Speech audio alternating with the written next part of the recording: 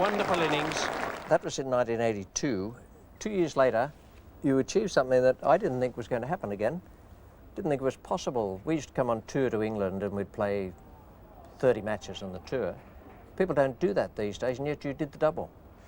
I did the double that particular year. It was planned, it was plotted, it was carefully analysed and set out, although for 2 previous years I'd failed to do it. Not many people probably realise.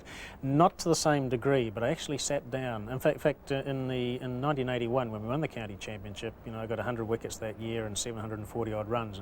And Ken Taylor said to me, "What about achieving the double?" And I said, "Well, what's that?" And he said, "It's 1,000 runs and 100 wickets in the season." I said, "Oh yeah, right." So I tried it in 82.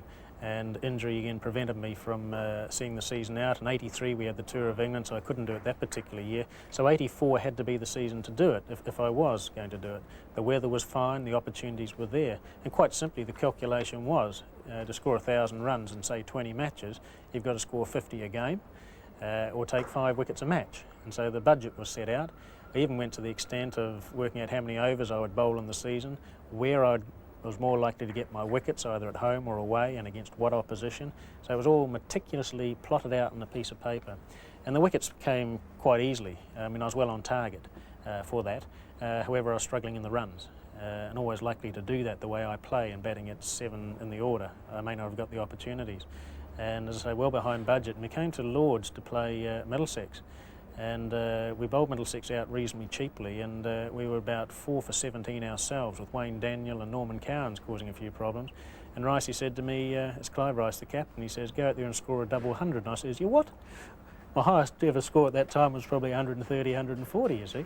And blow me down, 7 hours later I was 210 not out, which put me back on target, back on budget.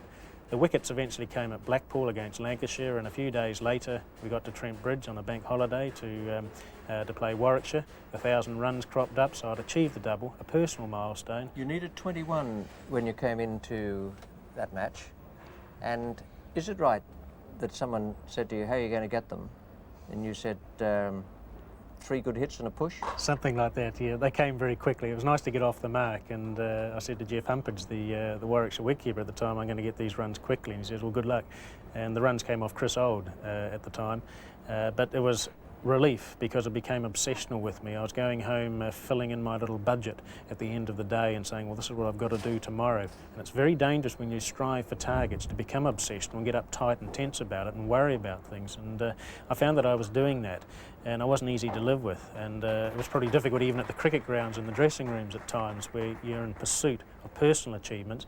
But I don't believe at any stage it upset the team pattern or anything of that nature, because irrespective of what people might say and think, I am single-minded, but I still like to think I am a team man, and whatever I've been able to achieve, then other players and teams and countries have benefited through that.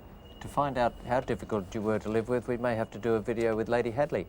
Yes, well, yeah, that's right, you might have to. In the NatWest final 1987, North Hants made 228 for 3.